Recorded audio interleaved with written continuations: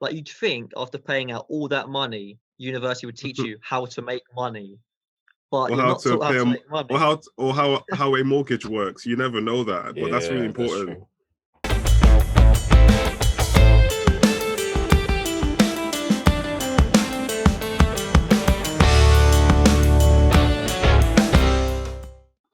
Do you know what I would say is that in a way, university kind of the way the course is run, it kind of sets you up for a master's in a way, like because it's everything's like really research based. It's Yeah. like very theoretical, but there's no like you'd think after paying out all that money, university would teach you how to make money, but Or you're how not to taught how pay to a, make money. or how a mortgage works. You never know that, but that's really Yeah, that's important true. because you're not going to live Yeah, in a flat all your life, are you? Well, depends. well, there's so much you don't learn. Like you're not taught a health and safety course. Like all these things are like obviously extras, but you have to pay for these extras. You know, you'd think Mm. all the money you pay, like the 9 grand a year, you'd get all these extras. Like no, a lot of people don't know about budgeting, finance, unless they're doing a finance course. You know, and all these other extras that you need to know in life, like doing your own Mm. balance sheet and things like that. Like they're the type of things that help you make money, you Or know. creating a business, Um, or yeah, being a Yeah. freelancer. Like I you think I can, think some unis do have that though. But yeah, they don't necessarily push it. It's more of it's something that you have to go out and find out find that yourself. course. Yeah, find out yourself. But it depends. I think it depends on the uni because I know my uni in terms of like business and like if you want to start your own business and stuff like that, they have a lot of courses going on and you just have to sign up and just go to it. But it's not something that's heavily pushed. That's what I'd say. mm, It's not Because you pushed can to get everyone. because you can get a first in your course, but at work you can be a dickhead. Do you know what I mean? Like Yeah. you can be Yeah, grades someone that don't no define one you. wants to work with. Your grades Yeah, don't grades don't define define you. you. They You can don't get a define you first for in your sure. dissertation. You can have your conclusion, your introduction, your literature review, your project proposal. You can do that like A star, like first 90%. But when you reach the workplace, no one wants to work with you. So that makes you useless, doesn't it? So as That's well true, as yeah. getting the grades, it's important to be set up well for life. And not everyone has that opportunities to be well set for life because getting a first does not mean you're going to earn a £40,000 salary. It does not mean that. It still means you have to start from the bottom and work your way up, because when you finish from uni, you're going towards entry level in the professional field you're working at. But Yeah. if you are lucky, you can maybe start from like a mid junior range and work your way up to like an executive level. So not Yeah. everyone knows that. You know people think that when you when you finish from uni, oh, I'm gonna be like a £30,000 earner or whatever. And it does not work like that. It's like the transition from year 6 to year 7, and then from year 13 to university, or from year 11 to year 12. It's a massive jump.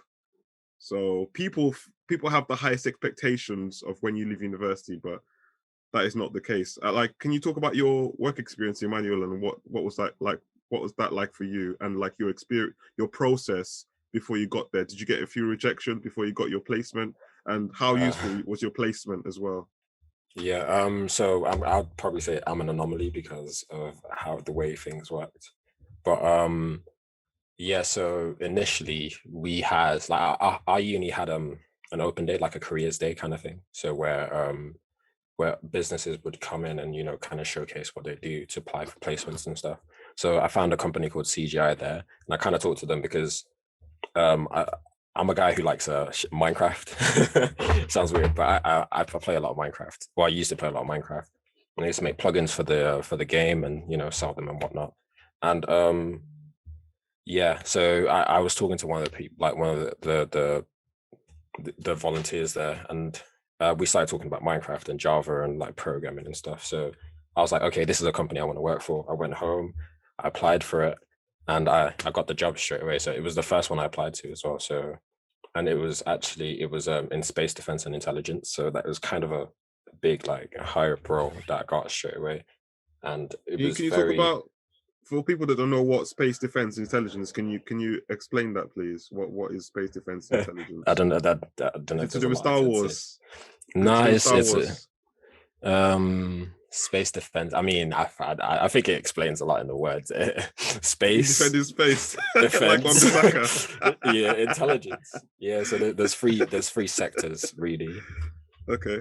So the company house that I was in was space defense and intelligence. So they have, you know, business sectors that work with space. They work with defense and, you know, intelligence based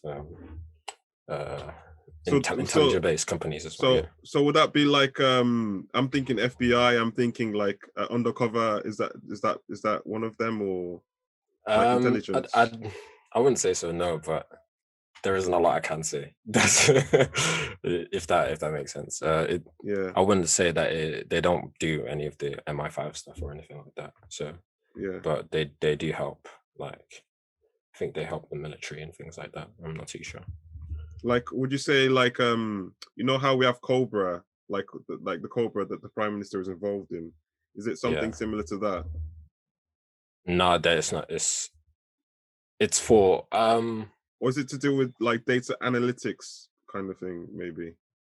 yeah, they do a lot of stuff. They do like what you're describing. They do things like that, but I'm not too sure if they do it for like they do it for like different companies and stuff like that.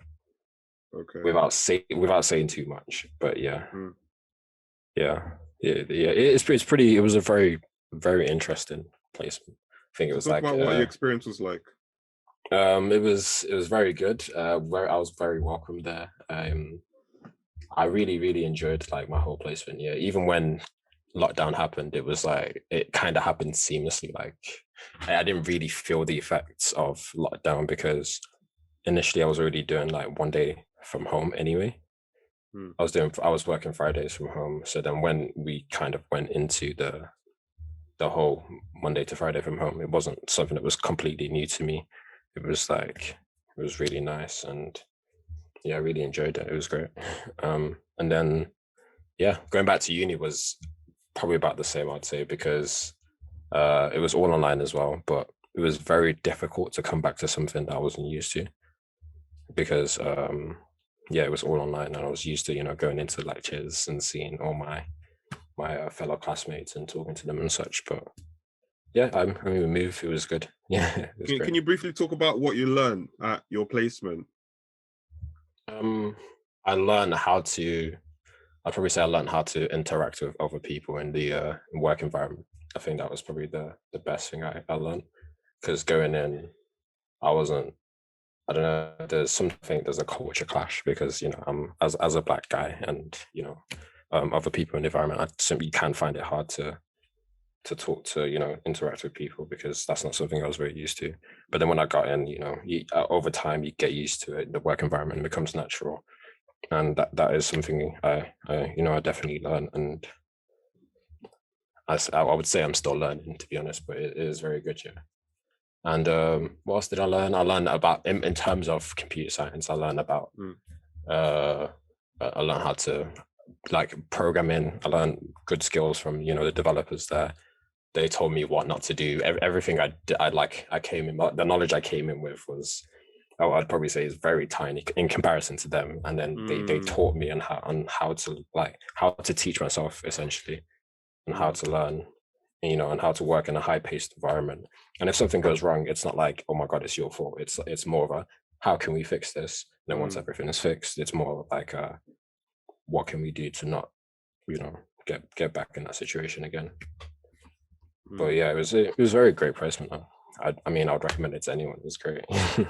It's good. And was there any situation you found yourself in during that work experience that was so hard, right? You didn't know how to get out of it, but you found a way to get out of it? Did you find yourself in that kind of situation at your placement? No, I actually wouldn't say I did. No, I didn't, because it kind of all went, you know, blissfully and as planned. Yeah, I know some people have had it harder, but yeah, I know one of my friends was in Germany, and obviously with the whole COVID thing, he had to kind of scrap that and just come straight back home. So he kind of had it hard, but for me, it was pretty chill and relaxing. And how has that placement shaped your future? What impact has it made on your decision going into your career moving forward? So while I was there, I did different roles, and it helped me decide on what specific role I wanted to do. So while in industry, you get to see, you get to see people doing the big job that you're working towards, what you're studying to get to. And yeah, while I was there, I mean, yeah, it helped me decide what I wanted to do and what I'm going to go into now. So what roles did you do when you were there, and like what really intrigued you about the roles that you were doing at your placement? So I did DevOps, which is it's a new. I'm not too sure if anyone would know what DevOps is, but it's like it's a new methodology in programming. I also worked as a Java developer, and I worked as a data scientist and SharePoint. I did some SharePoint as well. I think the one that I most enjoyed was the Java development, and I really enjoyed like my mentor who I talked to every day.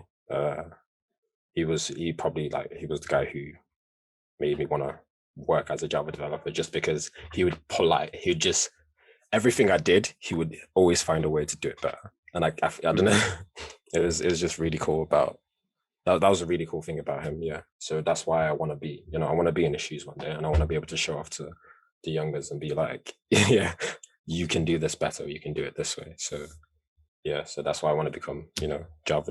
That's why I want to become a Java developer. Yeah. That's good. John, do you have any questions for Emmanuel based on his work experience?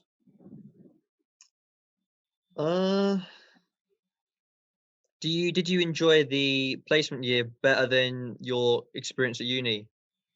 Yeah, I would actually say I learned a lot more in my placement year than I did at uni, just because it's an on the job experience. So you have to learn how to do things on the job. You have to go away. You have to go, if you don't know how to do something on a day, you have to go back home and learn it quickly, come back the next day and, apply it. So it's very like applied knowledge, and it's great. And compared to uni, where it's more, you read your books, you study to pass the test. You don't really study to do, to be an expert. Yeah, to be an expert, you study to pass that test, and it's quite different. But I'd say both are useful, but yeah, but definitely learn more on placement.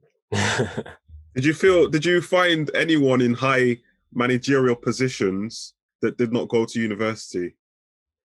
Yeah, actually quite. And I found a lot that did different courses, like such as history. I know one of my managers did history, and he was programming, and I was like, "What? That's so crazy!" Like how, and like what I mean. But it does happen. Like if you're passionate about something and you want to do something, you can definitely get into it. So there's nothing stopping you.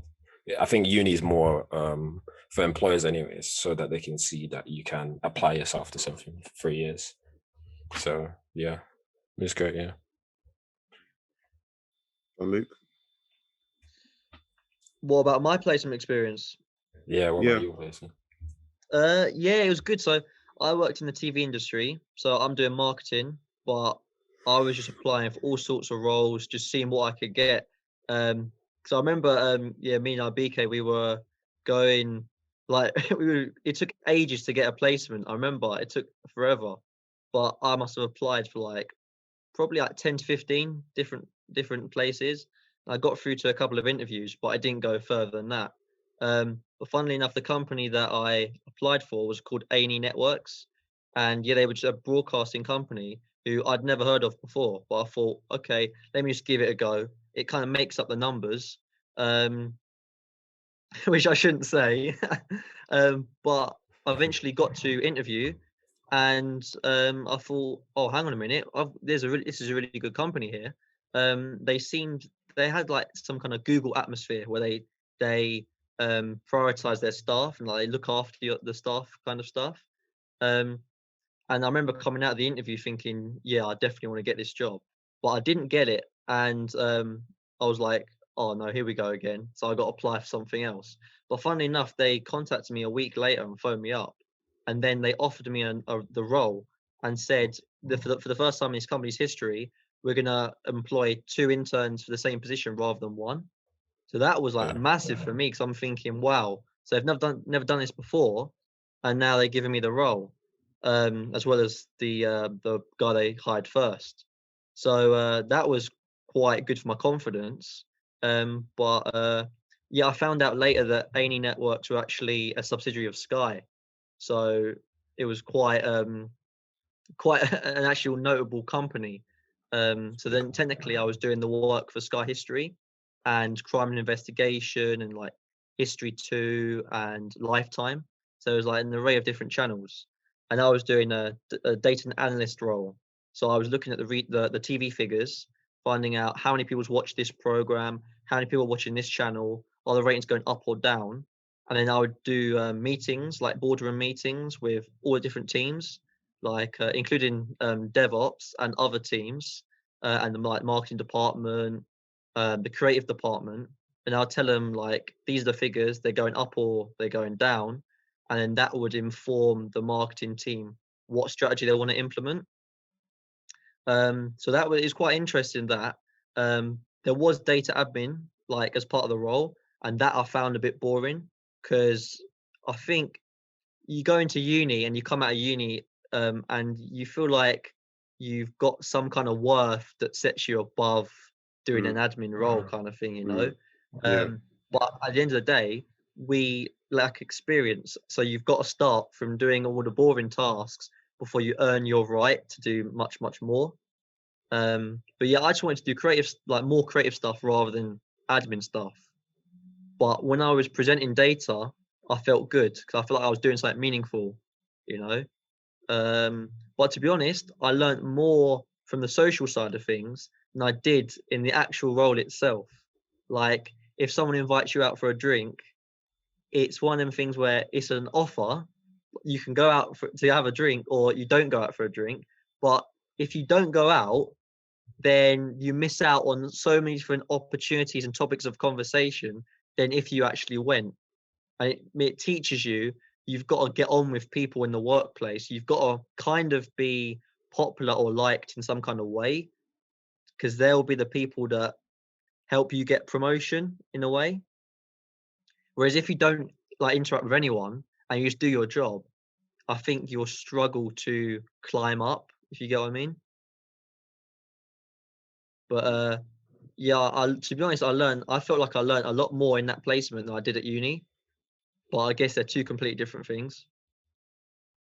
Especially about the going out thing, because that you do find out, especially at when I was at CGI, you find out that they'd go out and they'd be talking about their life or maybe a little bit about work, and when they come back, that's all they carry on talking about. So if you didn't go, then you're kind of missing out on that conversation. So it's something you need to do, to be, like, treat them as your friends essentially, so you get along, and if you miss that out, then you might not get that promotion, or you might not. I don't know, you might not climb up the ladder as quick. So yeah, because like you're building rapport with these people. Like, even it's not like it's all like they talk about office politics, don't they? Where you don't really know what office politics are like or is until you actually experience a placement or experience work, because it's nothing tangible. Like, you can't see office politics. It's like just a concept where going out and like socializing, that comes in your favor kind of thing, because you're building rapport with people, you're getting along, so you're more on the same wavelength of the people around you. Whereas if you don't go out and you don't socialize as much, then it's like something missing, even though you're really good at your job kind of thing. Manuel, can you talk about unexpected opportunities you had at university, apart from your placement, of course? Unexpected opportunities, I would probably say in my first year, I had the opportunity to work alongside someone in the industry. I think it just came through as an email to all the first years, and it was like, if you want to get a mentor industry, you can just email back and then we'll get you sorted out. And yeah, so I applied for it and I got it straight away. And I talked to this guy who worked at IBM, and he basically told me, this is what you need to do to get those big jobs in industry. If you want to get to the top here, this is what you need to do. You need to start, get a portfolio ready, you get good at psychometric tests and stuff, because that's what they do. Get your CV up to scratch, and he walked me through the whole process. He set me homework. Actually, it was weird. He set me to do psychometric tests like every week, so I would get better at it, because I told him I was so bad at it. But over time, we had a lot of meetings throughout the first year, and yeah, it was great. I think that was the most unexpected thing I did. But yeah, how about you? For me, it's the same. I had mentors in third year who gave me a lot of guidance as well. They were giving me a lot of advice. So they were they worked in different places. I had two who worked in IBM. They were like technical consultants, and I had a guy who was in a graduate role at the NHS. I had a guy as well. He's a lead software developer at Vistaprint in Spain. Okay. So they gave me a lot of advice, and most importantly, and I also had a guy who worked at Microsoft as well. So they were just giving me, tips on, how to succeed in the job market, like how to navigate my way through it, and helping me to specialize in IT as well. And most importantly, I've retained their contacts, so I can keep in touch with them and, update them on how I'm doing. And it's also setting me a challenge because I want to be where they are, if that makes sense. I want to strive to, work towards where they are, and that really motivates me, and that gives me the incentive to work hard to get to their positions. So that's an unexpected opportunity I had at university. I had this opportunity to have a progress coach on the second year for the third year. So basically, if you was on the 2-1/first borderline, then you had access to a progress coach who could help push you to try and get the first. And yeah, I chased that up, and it was helpful in some way. They basically just told me to go to the Centre of Academic Writing, get this support here, go to these like side courses, and that can increase your chances, kind of thing. But I would say the progress coaches should be given on the first year, because if they rectify where you're going wrong straight from the offset, then you'll be a lot more rounded as you go through the years to the second and third year. So I would say the progress coaches should come in earlier. And also they should be available to anyone, whatever grade they're getting, to be honest. So if you're on I don't know, if you're on a 2-2 in second year, you should still have the option of a progress coach who's going to help you kind of devise a plan of how you're going to get a first in the third year. Like, you shouldn't be kind of like neglected in a way and just left to your own devices.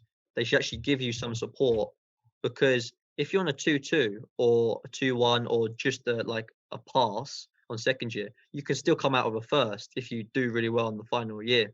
So yeah, I think progress coaches should be for everyone, and a lot sooner. Yeah, do you think the students have been let down, especially in the pandemic, where we've been indoors? We're only literally doing an online course that's only maybe worth £1,000 at most. So you think that, we've been let down massively by the government?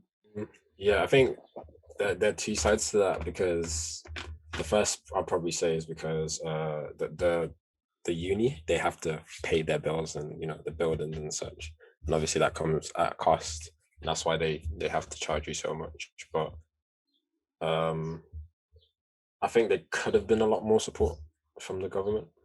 But my uni, like I think they did their best to support us, because we had a lot of like separate funding. We had work access to, I think it's access to work from home or something like that. That was a funding like that. So if you didn't have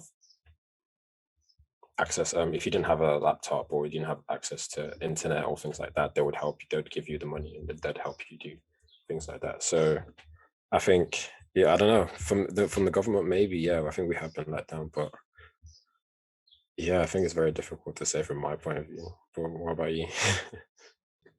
Yeah, I mentioned this before on the previous podcast, how I would like to have a breakdown of where the uni money is actually going, because like we see like certain things, like random. The uni buys loads of desk chairs that no one needs, or they buy signs and they spend all these money, like all this money on like free stuff that's not actually free. We're technically paying for it. Um, I'd like to have a breakdown of where our money's actually going. Um, and to be honest, for this year that we've had like been in this pandemic, I feel like we only had like, as you know, IBK, we only had 4 hours of lectures a week, Mm. which is like at least 5 hours shorter than we would have normally got. That's crazy. And that's not good enough. Like that is getting half the hours that we were getting before. So to be honest, I think we should have to pay half the fee, because we're not seeing lecturers, we're not getting the same level of support, and you could have a chat with your lecturer like after the lesson, before the lesson, and get certain things clarified. Whereas with this setting that we're in now, we can't get that same support. So, but I do think our university they tried to get an online system that helped us the best they could. So I think that was a benefit of the uni, but I don't think it's worth the money. The interest on top of your uni fee, that a lot of people don't know that that's there. So when you take a loan out, I'm not sure exactly what it is. I think it's 6% that you got to pay Nine. extra on top. It's 9%. So Is it you 9? repay, yeah, you repay 9% of everything you've earned above £25,000, starting from the April after you graduate. Yeah. I think there's interest on top of that, but I'm not entirely sure. But things like that, like the small print, isn't discussed, I'd say, to a lot of people. I mean, I knew about the threshold of like how much you pay, like how much you pay after a certain like salary. But yeah, the interest and other stuff, I don't know as much about. How much of a priority do you place on setting yourself apart from other students? Because there's hundreds and thousands of students, not just in the UK but all over the world, who have studied the same course that you have studied. So when we go on placements, when we create our portfolios, when we start our businesses, this kind of sets us apart from the rest, because not everyone can start a business, not everyone can do a portfolio, not everyone has done a placement. In fact, I don't know what the statistic is on students that have done placements in 2020 or 2019, but not everyone has done a placement.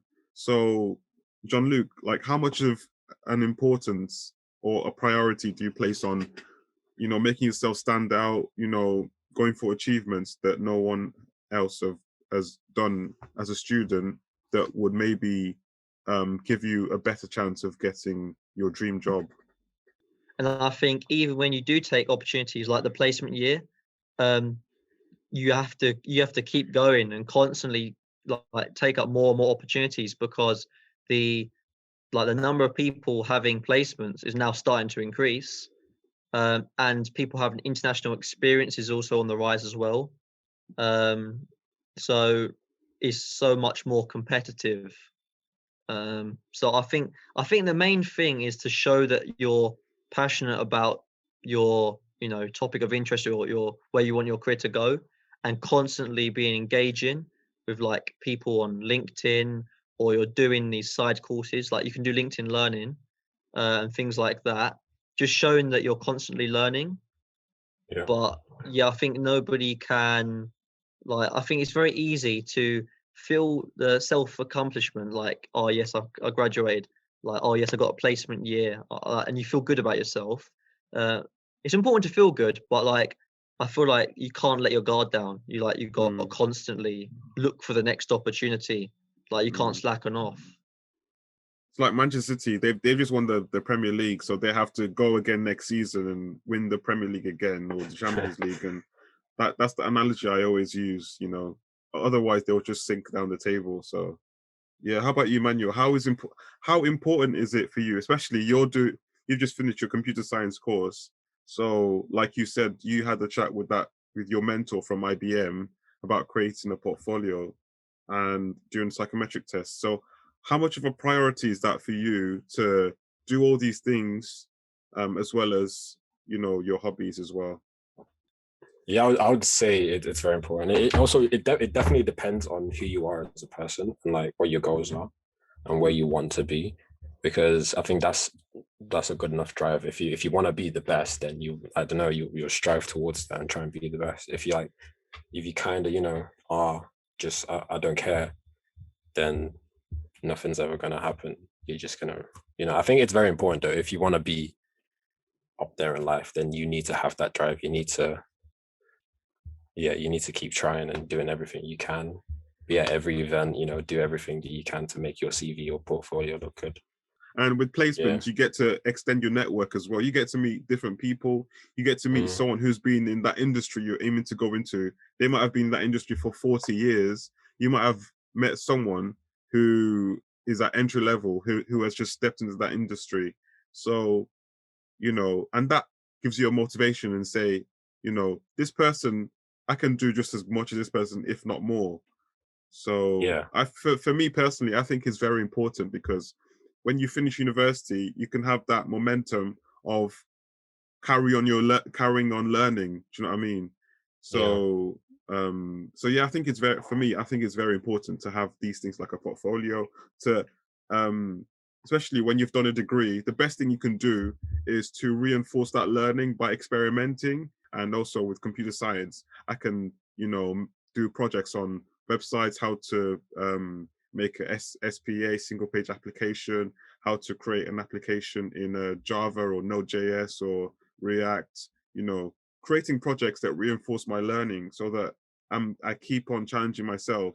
You know, there's a quote I heard that if you're not making mistakes, then that means you're not learning anything new. Do you know what I mean? So for me, it's a case of always keeping learning, you know, how to master what I use. So for example, it's amazing because in third year I learned how to use GitHub properly, like how to commit, how to make branches, that kind of stuff. So Yeah. it's always a challenge to, you know, if you have a skill or like maybe your writing skills, you know, make them better. How do I write a better report?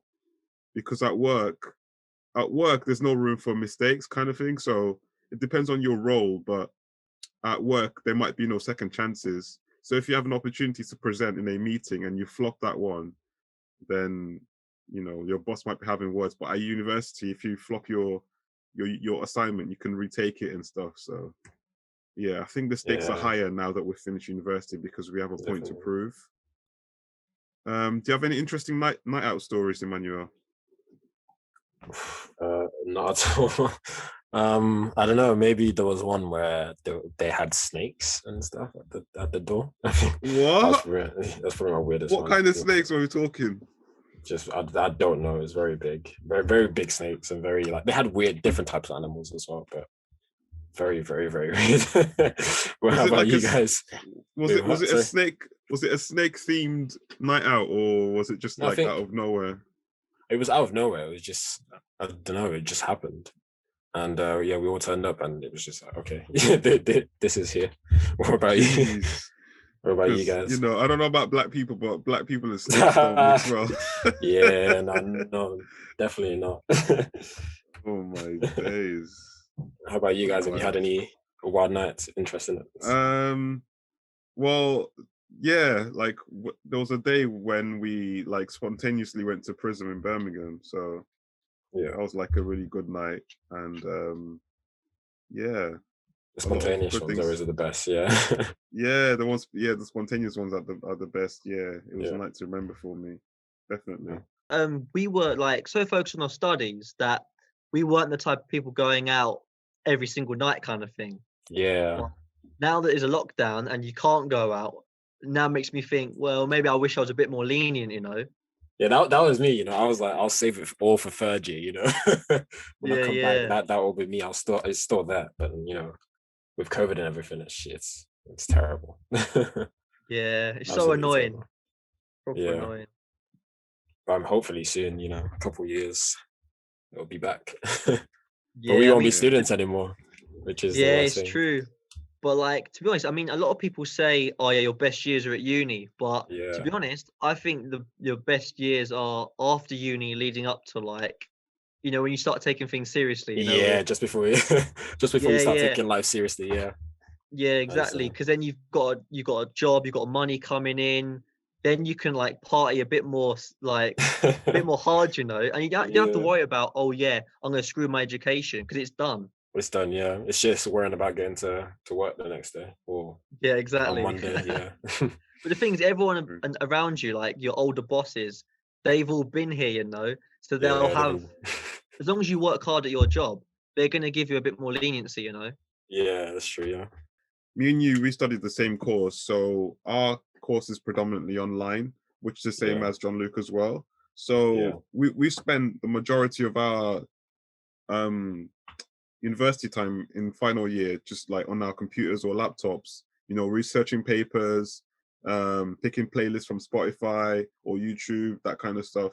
So yeah. how have you handled distractions? It could be maybe with your phone or with your laptop or computer. Yeah, I So think my yeah. biggest distraction is my phone. So what I did when I was writing my dissertation was I would turn my phone off and just leave it underneath my pillow, and I wouldn't use it until I had a certain quota finished. So I work in a Kanban based method. So you know what that is like when you have like tickets on the board, and once your ticket's Mm, done, then so mm, once whatever task that I've set up for myself to do, once that's done, then I'll go back to my phone, and then mm.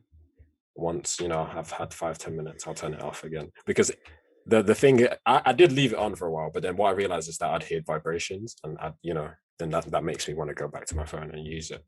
And I think that really worked for me. I think turning it off, yeah.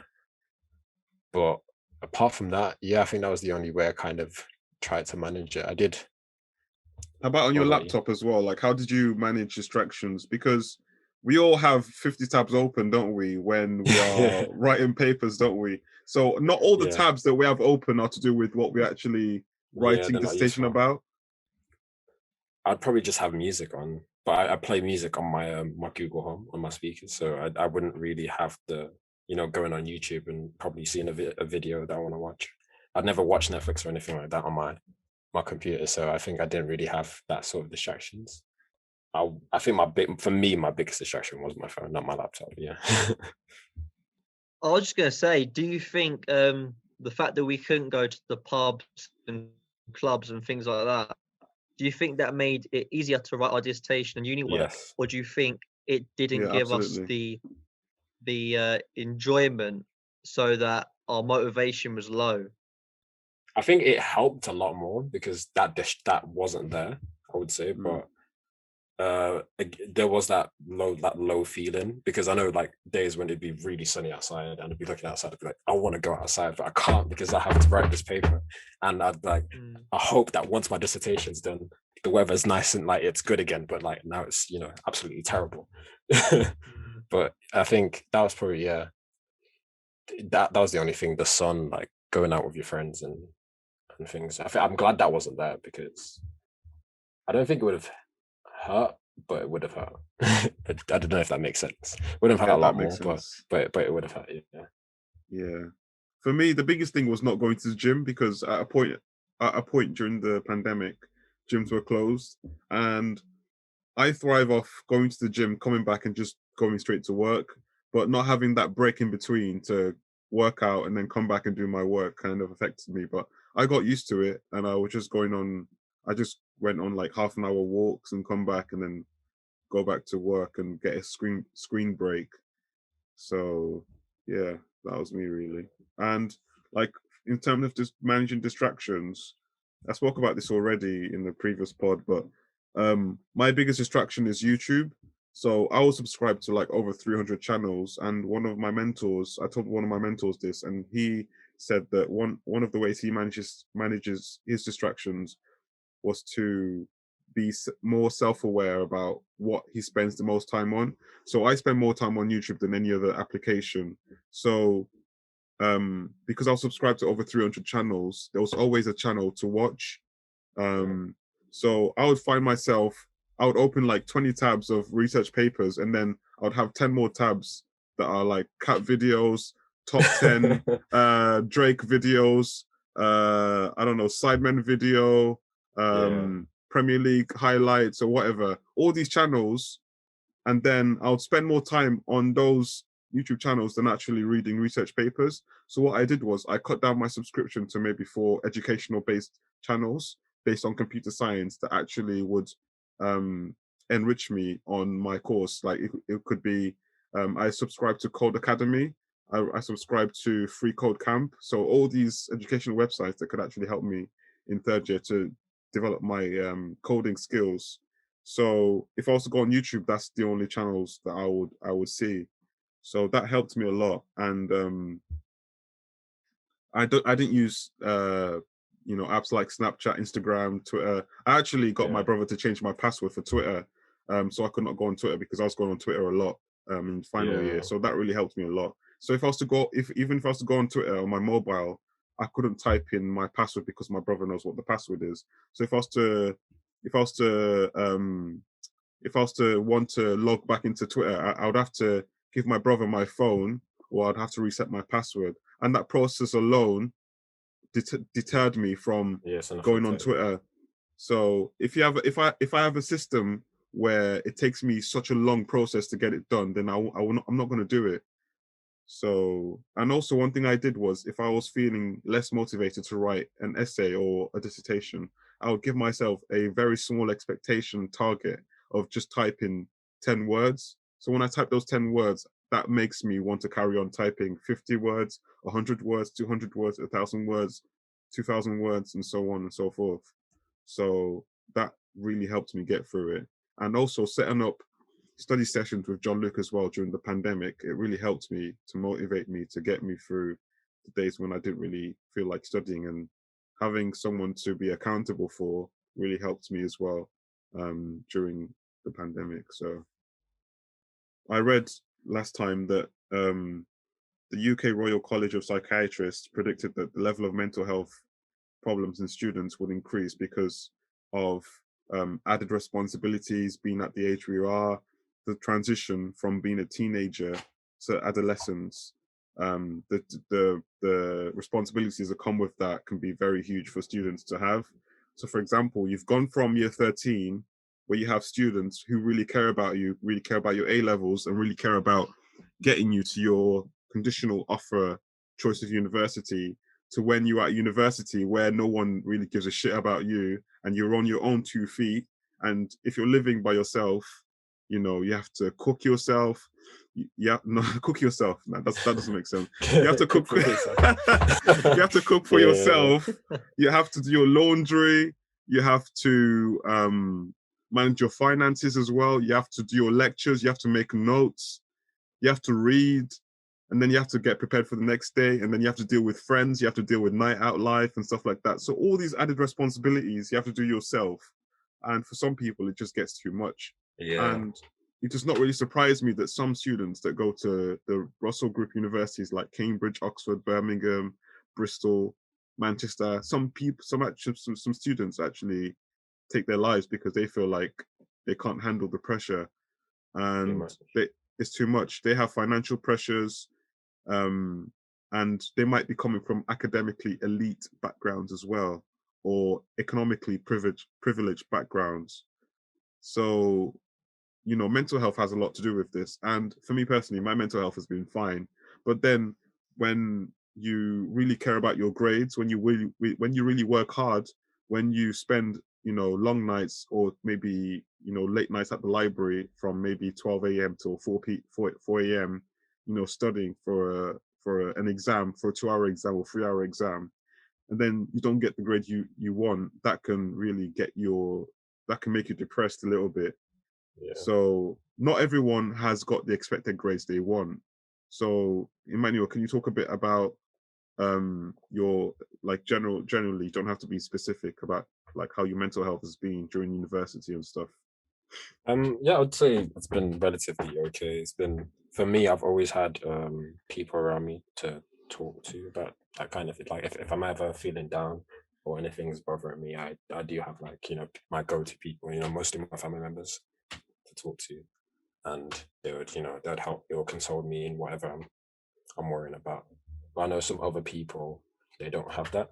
So I think even me as a person, I try and talk to, like, even my friends as well. I try and talk to my friends as much as I can, just to make sure they're okay if they're feeling down, especially the people who, they live by themselves. Because what you find is that it's, if you've ever stayed by yourself, it's very sad. Like, you can be comfortable in Isolated. yourself. Yeah, you can be comfortable in yourself, but then you still have that feeling of, isolation and things like that. Yeah.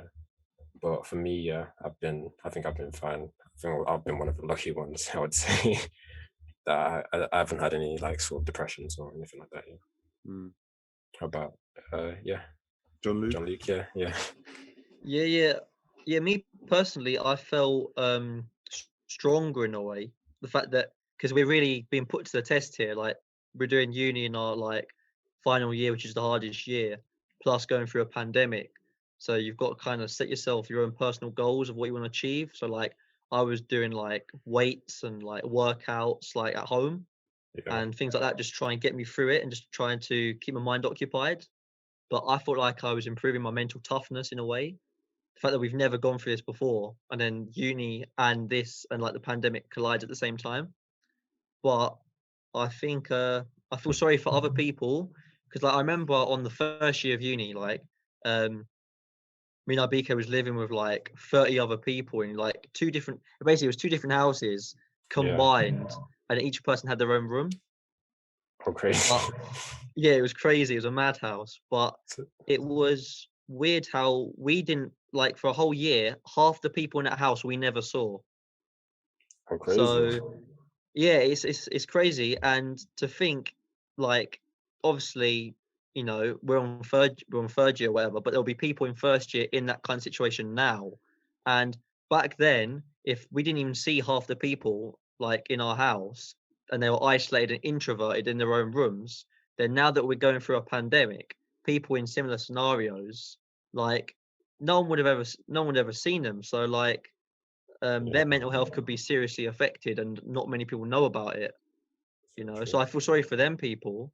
And I do think the university should be sending out more emails to check up on certain individuals, because let's be honest, like if you're someone who's like quite inwards and you don't really like to talk about things, then if a university sends one email, they're not really going to respond.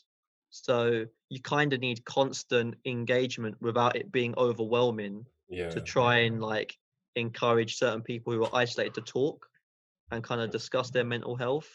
yeah, that's true. I agree. We'll start with you, John Luke, again. So, for someone who's going to do marketing, not just at Coventry, just in general, if someone is going to do marketing, what tips would you give to that person before picking your course? Is there any prior research they need to do before doing marketing? Just touch on any tips you'd give to any students in maybe I don't know, in secondary school or college or A levels that want to do marketing, and then me and Emmanuel will give our tips on students that want to study computer science. So yeah.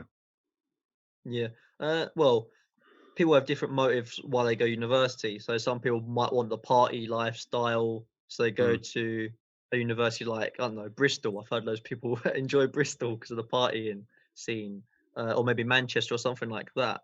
Um, Others will want to pick solely on what is the best marketing course. But whatever people decide to do, who are on marketing, I would say the best advice I could give is talk to people inside marketing who are like I don't know, professional, like talk to people on LinkedIn who are in marketing roles at different firms and try to kind of get inside information from the people who are actually doing it themselves, because university won't teach you about things that actually happen in the real world. They'll teach you the theoretical stuff, but not the actual practical stuff.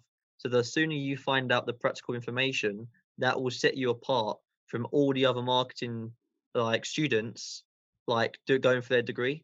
Because then, especially if you do a placement as well, that'll benefit a marketing student massively because they get a bit more practical experience for sure.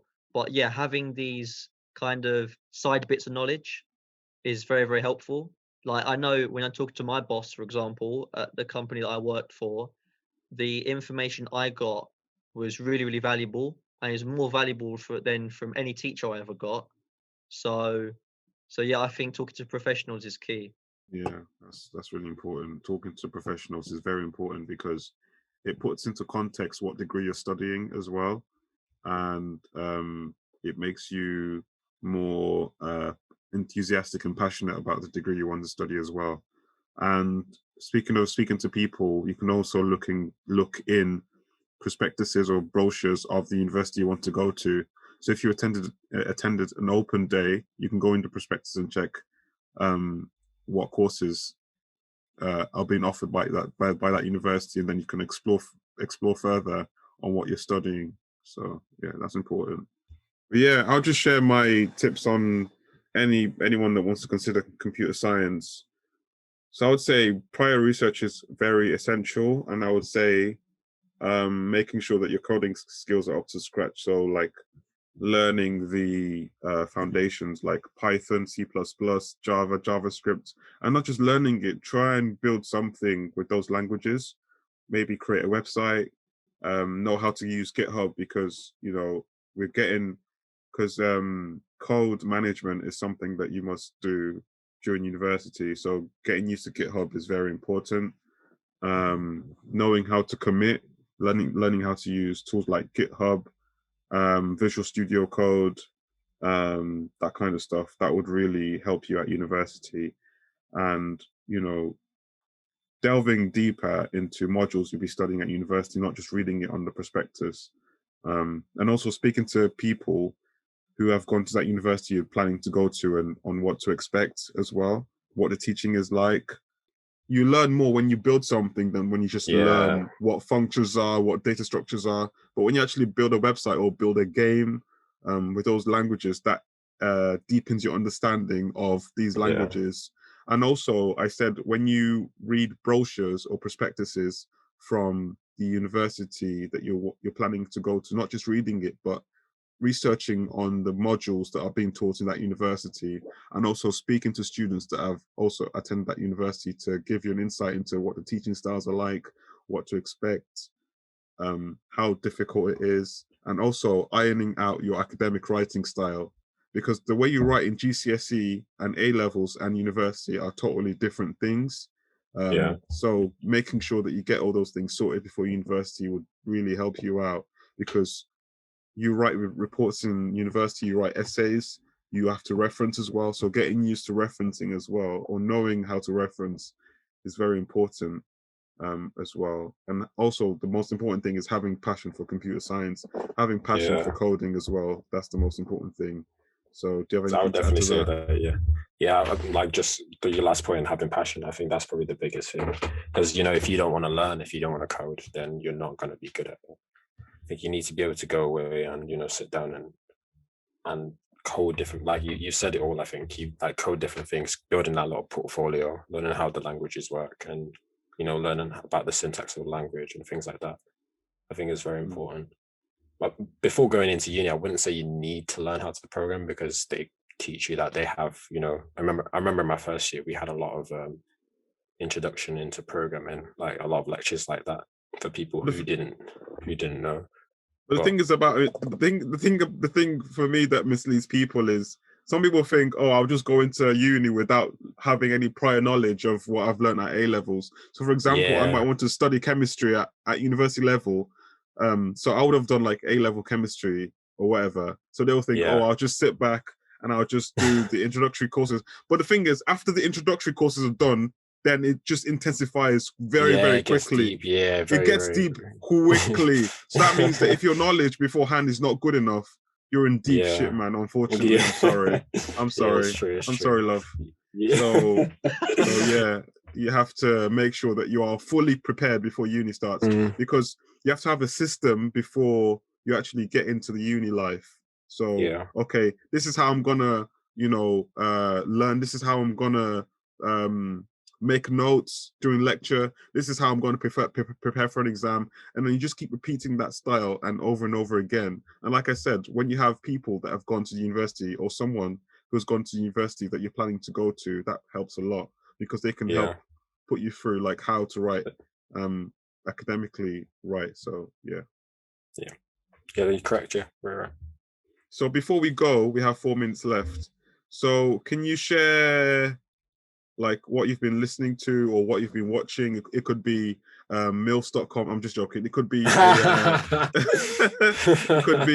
it could be from Spotify, it could be a documentary, it could be Netflix, it could be YouTube, or any resources that could be useful for people, for anyone watching, really. So it was my birthday a couple of days ago, and I got a happy book. birthday. Thank you. Wait, I forgot the name of the book. Let me find it. I got it for myself. What is it? Oh, look at you being all smart. It's called Clean Code by Robert C. Martin. So I'm gonna, go through that book because I'm starting a new job soon. So I'm gonna read this book because I think I definitely need to brush up on my coding skills and make it so it's clean. The book says clean code, and I want my code to be clean. So I'm definitely gonna read this and go through it before I start work. Songs I'll be listening. I'm about to start listening to J. Cole's new album because I've heard nothing but good things about that. Netflix. I've not been watching anything on Netflix. I've been watching anime. What anime have you been watching? Jujutsu Kaisen. It's an amazing anime. I would recommend it to anyone. Okay. But yeah, how about you? How about you guys? You said LinkedIn Learning earlier, didn't you, John Luke? To learn more about stuff. Yeah, I mean, we were lucky because we got that for free at our university, but a lot of people didn't know about it, to be honest. But if anyone has access to LinkedIn Learning, I think you can get a 3-month free trial, whatever. I'd recommend that. There's a lot of courses on there. There are actually a lot of coding courses and stuff like that on there as well, which could be beneficial. I know there's stuff to do with marketing and business related things. So yeah, I'd probably recommend that. I'm trying to think, what's that? I remember you recommending a song ages ago, and I said it was the best album since Dave's album Psychodrama. What was that? What was that guy called? I can't remember now. Is it Gets? That's it. That album, I thought was the best album since Dave. So Dave's Psychodrama. Conflict of Interest. Yeah, that's it. I think that's such a banging, soundtrack. Yeah, I agree. So the Mozambique one as well. Oh yeah, I like that. So resources I'd recommend is RefWorks, citethis4me.com. Those are for when you're writing your research papers or whatever. Yeah. There's a website called uefap.com. So it's for academic writing. So that will help you a lot with that. What else? On Netflix, I've watched a show called The Queen's Gambit. That's really nice. I've watched Power. I've watched what have I watched on Netflix? I'm currently watching Money Heist. So yeah. I watched a couple episodes of that. I got bored. Oh yeah. Is it good? Yeah, it's really good. It's really good. Okay, yeah. But yeah, thanks a lot for coming along, Emmanuel. I really appreciate your time. It's going to end now, but yeah, thank you so much, and thank you. Have a nice day. Yeah, I enjoyed it. You too. Thank you. Bye.